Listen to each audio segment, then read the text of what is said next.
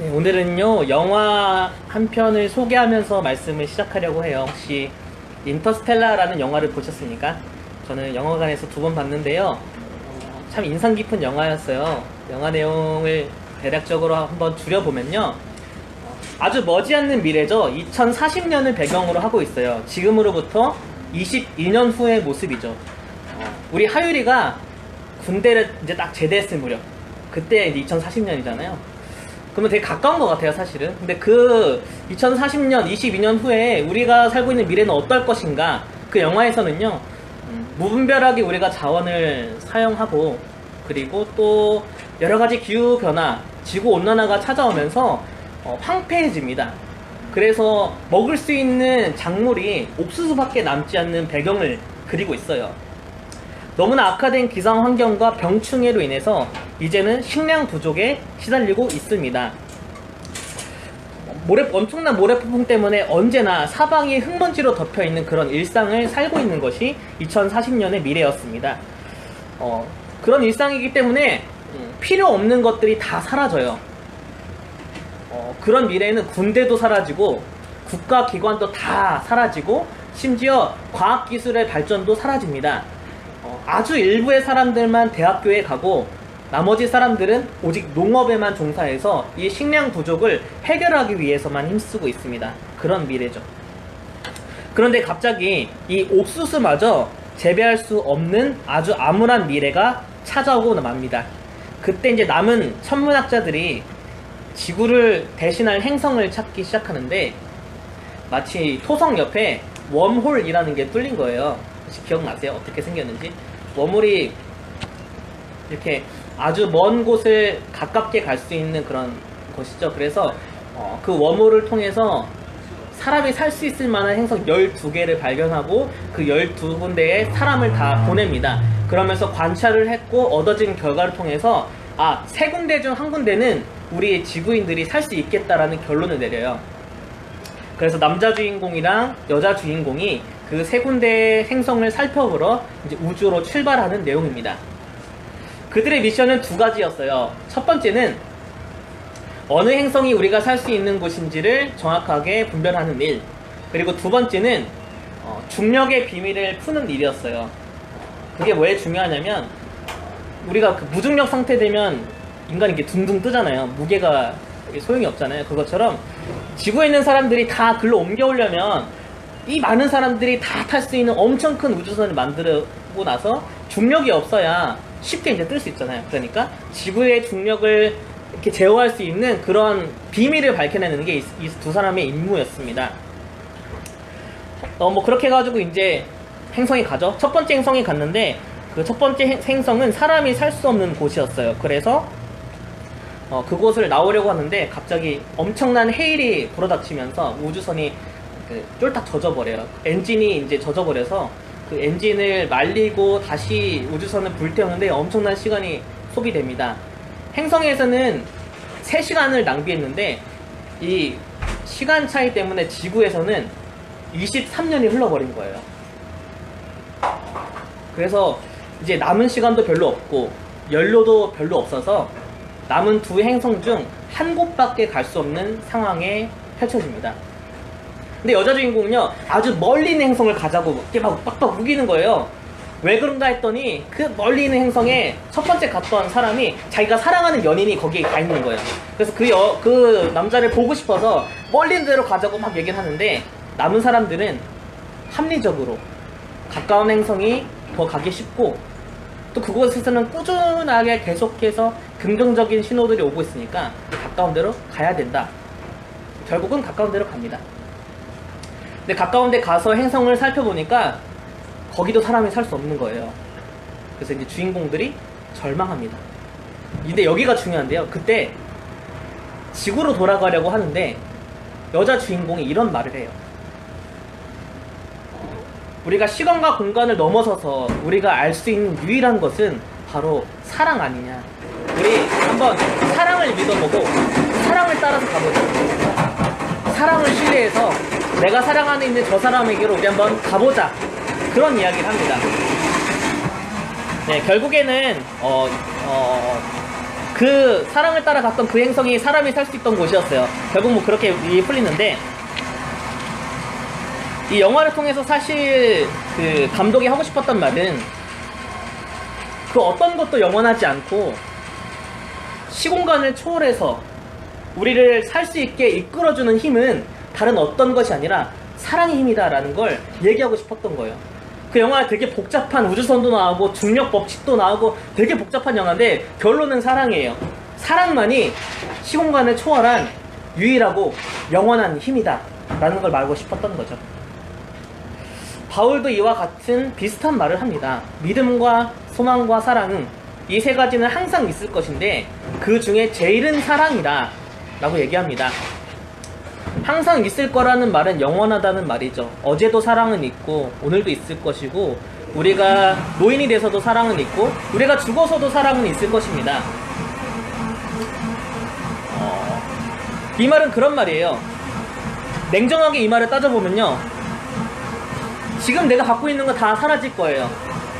내 육체도 사라지고 내가 가지고 있는 소유도 사라지고 심지어 내가 사랑하는 사람들도 내 곁을 다 떠날 겁니다. 내가 꿈꾸는 꿈도 사라지고 내가 생각했던 모든 계획들도 결국은 사라질 겁니다. 다 사라질 것인데 내가 했던 사랑만큼은 영원히 있을 거라는 말입니다.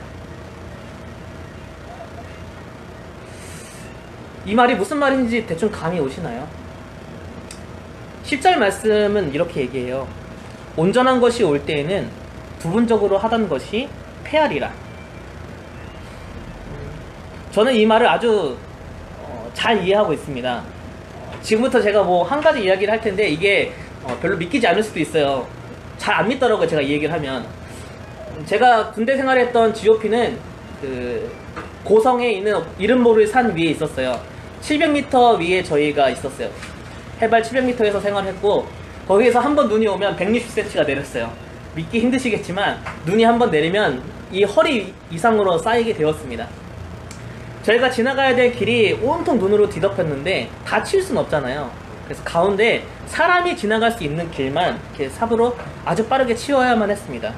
피곤해도 치워야 되고 쉬고 싶어도 치워야 되고 자고 싶어도 잘 시간을 쪼개서라도 치워야만 지나갈 수 있었던 거죠. 그렇게 힘겹게 밤을 새워가며 먹을 거 먹지 못하고 씻지 못하면서 그렇게 눈썹을 열심히 해서 눈을 치우는데 그 모든 일들이 허무해지는 순간이 찾아옵니다. 그 어떤 순간인지 아세요? 아니요, 포크레인이 지나가면 다 게임이 끝나요. 그냥 지나가기만 하면. 저희는 열심히 눈썹을 해서 푸는데 그런 거 소용없이 포크레인 한 번만 지나가면 눈이 싹 치워집니다. 온전한 곳이 올 때에는 부분적으로 했던 것들이 다 소용이 없게 되는 거죠. 포크레인이 지나가는데 굳이 거기서 눈썹으로 또다시 눈을 풀 이유가 있겠습니까? 우리에게도 그런 것 같아요. 온전한 것이 오면 우리가 부분적으로 했던 모든 것이 허무해질 수 있을 정도로 다 사라져버리고 만다는 이야기입니다. 그런데 문제는 우리가 이걸 반대로 알고 있는 게 문제예요. 부분적인 건데 이게 온전한 건 줄 알아요. 이게 온전한 건데 그건 부분적인 거라고 생각하기 때문에 문제가 되는 거예요. 그래서 우리는 온전한 것은 놓치고 부분적인 것에만 매달리면서 살아가고 부분적인 것에만 모든 생각을 몰두하면서 살아가기 때문에 정작 온전한 것은 잡지 못해요. 온전한 것이 올 때는 내가 그렇게 애지중지했던 부분적인 것은 다 사라져버리고 말 텐데 그런데도 보지 못하는 거죠. 11절에 나오는 말이 참 맞는 것 같아요. 그런 우리들은 참 어린아이 같습니다. 말하는 것도 깨닫는 것도 생각하는 것도 어린아이 같아요. 별거 아닌 일에 목숨 걸고 이게 아니면 죽을 것 같은. 우리가 살고 있는 사회는 자본주의 사회죠. 그렇기 때문에 돈을 많이 벌어서 성공하는 것이 온전한 삶을 이루는 길이라는 것을 우리한테 압박하며 강요합니다. 그런 세상 속에서 돈을 많이 벌어야지 더 온전한 삶을 살 수 있을 것 같고 더 높은 성공을 이뤄야지만 더 온전한 삶을 살 수 있을 거라고 생각합니다. 근데 돌이켜보면 참 그런 것 같아요. 먹고 살기 위하여서 열심히 일을 하는데 정작 일이 바빠서 제대로 먹지 못하면서 살아가고 있습니다. 가족과 행복하게 살고 싶어서 집을 사는데 정작 집의 대출급을 갚느라 집에 들어가지 못합니다. 아이들을 잘 키우고 싶어서 그렇게 돈을 열심히 벌지만 정작 돈을 버느라 아이들과 많은 시간을 보내지 못하고 있습니다. 그러면 우리는 정말 뭘 위해 살아가고 있는 걸까요? 우리가 때로는 잠도 못 자고 밥도 제대로 못 먹고 힘겹게 하고 있는 그 일이 정말 온전하다고 생각해서 우리가 하고 있는 걸까요? 그것이 온전한 일이 아니라면 우리는 그 일을 왜 합니까? 이왕이면 험하게 사라져버릴 일이 아니라 정말 온전한 것을 위해서 살아가는 게 더 좋은 삶이 아닐까요? 우리가 전부라고 생각하는 모든 일들, 하지만 그 부분적인 일들은 결국 주님이 내게 오실 때 다 사라지게 될 것입니다. 주님이 내게 오시는 날이 우리의 종말입니다. 주님을 만나는 날이 우리에게는 종말입니다. 12절의 말씀처럼 부분적인 것이 아니라 온전하게 주님을 만나는 날, 얼굴과 얼굴을 대하여서 보는 날이, 그날이 우리의 종말의 날입니다. 그 온전한 것이 있을 때는 부분적인 것은 다 사라지고 맙니다. 마치 이런 것 같아요. 제가 아까 이야기를 이어서하면 GOP 생활할 때 굉장히 아끼던, 애지중지하던 물건이 있었어요. 첫 번째는 아주 조상님들이죠. 선임들로부터 물려받은 아주 예쁜 사람들에게만 주는 그 조끼를 제가 물려받았는데 이거 참 애지중지했어요. 따뜻하거든요. 두 번째는 이 탄을 매는 조끼에 매다는 아주 밝고 성능 좋은 후레쉬, 이걸 정말 애지중지하고 다녔어요. 밤에는 이 후레쉬를 켜서 봐야 되니까요. 그리고 세 번째로는 일반 병사들은 못 신고 간부들만 신을 수 있는 아주 가벼운 운동화 같은 군화가 있었어요. 그거를 제가 참 애지중지 아꼈어요. 그런데 제가 전역하는 날, 이제 그 GOP에서 내려오는 날, 그 물건들이 저에게 똑같은 가치로 다가올까요? 제가 그걸 가지고 내려올까요? 짐밖에 안 돼요. 이젠 필요가 없는 거예요. 저에게는 너무 짐밖에 안 돼서 후임들에게 주는데 그 후임들은 세상을 다 가진 것처럼 좋아하는 거예요. 온전한 것이 오면 부분적으로 애지중지했던, 내가 최고라고 생각했던 모든 것들이 다 사라져 버리고 말아요. 어차피 필요도 없지만 또 다 사라지기도 합니다. 평생 뼈 빠지게 모은 몇 억을 노잣돈으로 들고 갈 수도 없잖아요. 애지중지하게 MR로 타고 다니던 BMW 타고 요단강을 건너지도 못하잖아요. 그런 것들은 다 사라지지만 내가 예수님을 바라봤던 믿음, 내가 예수님을 만나길 소망했던 그 간절한 소망, 예수님을 사랑했던 그 고백들은 영원하다고 말씀합니다. 왜냐면요, 예수님이 다 기억하기 때문이에요. 예수님이 그거를 아주 소중하게 간직하고 있기 때문입니다. 그렇기 때문에 믿음과 소망과 사랑은 항상 있을 것입니다. 그 중에 제일은 사랑입니다. 왜냐면 믿음과 소망은 예수님을 만나는 순간 다 이루어져요. 하지만 사랑은 그 이후에도 예수님과의 교제 속에서 계속해서 나누는 것이기 때문에 사랑이 제일이라고 그렇게 얘기하고 있습니다. 제 핸드폰에는요, 제 좌우명과 같은 노랫말이 적혀 있어요. 사랑은 절대 지지 않네 라는 그런 가사입니다. 우리가 기계를 작동하기 위해서는 연료가 필요하죠. 이 카페가 운영되는 데 있어서 여러 가지 기계가 필요한데 그 기계가 운행하기 위해서는 전기가 필요합니다. 또 카페에 물건을 사는데 자동차로 왔다 갔다 할 때 그 자동차를 움직이게 하는 건 석유라는 연료가 필요합니다. 그렇다면 이 지구가 움직이기 위해서 필요한 연료는 무엇일까요? 그리고 내 삶이 이렇게 살아가는 데 있어서 필요한 연료는 무엇일까요? 저는 그 연료가 사랑이라고 믿습니다. 세상에 사랑이라는 것이 없다면 우리는 망해버리고 말 것입니다. 얼마 전에 한 청년을 만나서 이야기를 나눴어요. 그 청년이 이제 광고회사에서 일을 하는데 그 팀의 팀장이에요. 근데 그 팀이 여러 가지 팀이 있는데 그 팀 중에서 가장 많은 실적을 올리는 팀이고 몇 억씩 되는 프로젝트를 아주 쉽게 손쉽게 해내는 팀이었습니다. 그러다 보니까 다른 팀들이 시기하기 시작하는 거예요. 그 사이를 갈라놓고 이간질 하는 거죠. 더 이상 이제 참을 수가 없어서 그 팀을 이제 해체하고 자기와 잘 맞는 한 사람만 불러서 다른 팀을 만들게 되었습니다. 그런데 여전히 이 팀은 능력이 있어요. 또다시 많은 수주를 따내고 몇 억씩 되는 그런 프로젝트를 할 수 있는 좋은 능력을 가지고 있어요. 그런데 이런 얘기를 하더라고요. 내가 몇 억씩 되는 그런 광고를 해낼 수 있는 능력이 있어도 옆 사람의 냉소적인 눈빛 하나, 부정적인 말 한마디에 흔들리는 게 그게 나의 연약함이더라. 사람이 아무리 큰 성공을 이룰 수 있는 능력이 있어도 바로 옆 사람의 말 한마디, 눈빛 하나에 흔들리는 것이 사람입니다. 정말 큰 성공을 이루었어요. 그런데 사람들이 아무도 나를 사랑해주지 않아요. 아무도 나를 인정해주지 않아요. 아무도 나를 칭찬해주지 않고 오히려 비난해요. 그러면 우리가 살아갈 수 있는 힘이 있을까요? 사랑은 우리 삶에 있어서 가장 중요한 연료입니다. 우리가 때로는 밥도 제대로 먹지 못하고 쉬지도 못하면서 일하는 이유는 늦게 들어오고 사랑하는 자녀들과 시간을 같이 못 보내는 걸 이해해주는, 용납해주는, 기다려주고 고맙게 여겨주는 가족들이 있기 때문에, 그렇기 때문에 힘써서 다시 일하는 것 아니겠습니까? 내가 그렇게 힘겹게 일하는데 우리 가족이 나를 인정해주지 않고 감사하지 않고 그렇다면 우리가 또 일할 수 있는 힘이 생겨나겠습니까? 사랑은 우리를 살게 합니다. 서로를 향한 사랑이 서로를 살게 하고 우리를 향한 하나님의 사랑이 여전히 오늘 우리를 살아가게끔 해주십니다.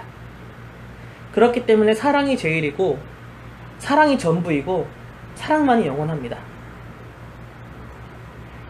부분적인 것 때문에 온전한 것을 놓치지 맙시다. 부분적인 것에 애쓰느라 사랑하는 일을, 하나님을 사랑하고 내 자신을 사랑하고 우리 가족들, 우리 교우들, 서로를 사랑하는 그러한 마음들을 놓치지 않았으면 좋겠습니다. 우리가 부분적인 일에 너무 열중하고 애쓰느라 정작 사랑하는 것을 놓치고 있다면 우리 인생을 잠깐 멈추고 우리 자신을 한번 되돌아봤으면 좋겠습니다. 이 세상 속에서 그리스도인을 구별하는 구별점은 사랑입니다. 교회에는 사랑이 있기 때문에 세상과 구별됩니다. 예수님이 제자들에게 이렇게 말씀하셨습니다. 너희가 서로 사랑하면 이로써 모든 사람이 너희가 내 제자인 줄 알리라. 하지만 교회 안에도 자본주의가 많이 들어왔기 때문에 교회 안에서도 우리가 뭐 PD수첩이나 여러가지 매체를 통해서 보는 것처럼 성공을 쫓고 부유함을 쫓고 그렇게 따라가지만 정작 사랑이 없습니다. 그곳은 종교 생활을 하는 곳이지만 예수님을 볼 수 없는 곳이 되어버렸습니다. 그리고 온전한 곳이 올 때는 그들이 쫓았던 모든 것들은 휴지 조각처럼 날아가 버리고 말 것입니다. 오늘 우리가 읽은 본문은 아주 유명한 사랑장이죠. 고린도전서 13장 하면 사랑장입니다. 1절과 3절을 보면요, 정말 이 말 그대로 보면 참 이 교회는 능력 있는 교회예요. 방언도 하고 천사의 말도 하고 예언하는 능력도 있고 모든 비밀을 아는 지식도 있는 교회예요. 심지어 믿음도 좋습니다. 이런 영적인 능력만 좋은 것뿐만 아니라 구제도 열심히 하고 헌신도 장난 아니게 하는 교회입니다. 이 정도 하면 엄청 교회가 부흥했을 것 같아요. 그렇게 교회가 열심히 다 하지만 정작 사랑이 없다. 그러면 너무 허무하지만 하나님은 그 교회를 향해서 시끄럽다, 아무것도 아니다, 아무 유익도 없다라고 그렇게 말씀하실 겁니다. 그러니 우리가 먼저 해야 될 것은 무조건 사랑입니다. 제발 사랑하는 것을 부분적으로 여기지 않았으면 좋겠습니다. 나중에 해도 될 일이라고 뒤로 미루지 않았으면 좋겠습니다. 가장 중요한 건 사랑입니다 라고 말하는 건 어리숙하다, 너무 감정적이다, 현실적이지 않다, 세상 물정을 모르는 소리다, 너무 이상적이다 라고 말하지 않았으면 좋겠습니다. 오히려 사랑을 등한시하고 성공과 번영을 쫓는 것이 11절에 나오는 말씀처럼 어린아이 같은 것입니다. 사랑이 온전하고 사랑이 영원합니다. 사랑이 제일입니다. 주님이 우리에게 가르쳐 주신 삶은 하나님을 사랑하고 나 자신을 사랑하고 같이 서로 사랑하라는 그 말씀을 우리에게 주셨습니다. 그러니 우리 이제 반대로 다른 일들을 잠시 제쳐놓고 사랑하는 일에 더 힘써 봅시다. 제가 예전에 읽었던 책의 제목처럼 사랑은 행복한 훈련입니다. 사랑에 관련된 성경 본문 3가지만 소개하고 말씀을 마치려고 합니다. 사랑은 오래 참고, 사랑은 온유하며, 시기하지 아니하며, 사랑은 자랑하지 아니하며, 교만하지 아니하며, 무례히 행하지 아니하며, 자기 유익을 구하지 아니하며, 성내지 아니하며, 악한 것을 생각하지 아니하며, 불의를 기뻐하지 아니하며, 진리와 함께 기뻐하고, 모든 것을 참으며, 모든 것을 믿으며, 모든 것을 바라며, 모든 것을 견디느니라. 또 한 구절은 지난주에 저희가 나눴던 골로새서 3장 말씀입니다. 그러므로 너희는 하나님이 택하사 거룩하고 사랑받는 자처럼 긍휼과 자비와 겸손과 온유와 오래 참음을 옷 입고, 누가 누구에게 불만이 있거든 서로 용납하여 피차 용서하되 주께서 너희를 용서하신 것 같이 너희도 그러하고 그 모든 것 위에 사랑을 더하라. 이는 온전하게 매는 띠니라. 마지막은 갈라디아서 5장에 나오는 성령의 열매에 관한 말씀입니다. 오직 성령의 열매는 사랑과 희락과 화평과 오래 참음과 자비와 양성과 충성과 온유와 절제니 이 같은 것을 금지할 법이 없느니라. 그리스도 예수의 사람들은 육체와 함께 그 정욕과 탐심을 십자가에 못 박았느니라. 사랑은 성품들과 연결되어 있습니다. 사랑이 넘치면 성품이 변합니다. 반대로 성품이 변하면 사랑이 넘치게 됩니다. 그렇기 때문에 우리는 사랑하는 것이 우리의 제2의 천성이 되기까지 훈련해야 됩니다. 하나님은 우리의 삶이 사랑으로 넘치기를 원하십니다. 하나님이 꿈꾸는 세상은 사랑으로 가득 찬 세상입니다. 우리 다시 온전한 것을 위해서 살아갑시다. 하나님이 원하시는 뜻을 이루고자 살아가는 우리들이 됩시다. 사랑하는 사람을 만나기 위해서는 짧은 시간도 쪼개고 그 대상과 만나는 시간을 아주 밀도 있게 행복하게 그 시간을 보냅니다. 우리는 하나님과 얼마나 밀도 있는 교제를 나누고 있습니까? 시간을 쪼개서 하나님과 교제하는 시간들을 보내고 있습니까? 출퇴근길 그리고 따로 시간을 내어서 하나님과 교제하는 시간을 드리면 어떻겠습니까? 또 우리는 우리의 가족을 사랑하는데 얼마나 힘썼습니까? 함께 일하는 동료들, 우리 교우들을 사랑하는데 얼마나 힘쓰고 있습니까? 우리의 삶이 하나님을 사랑하고 또 서로를 사랑하는 마음으로 넘치기를 바라면서 우리 함께 기도했으면 좋겠습니다.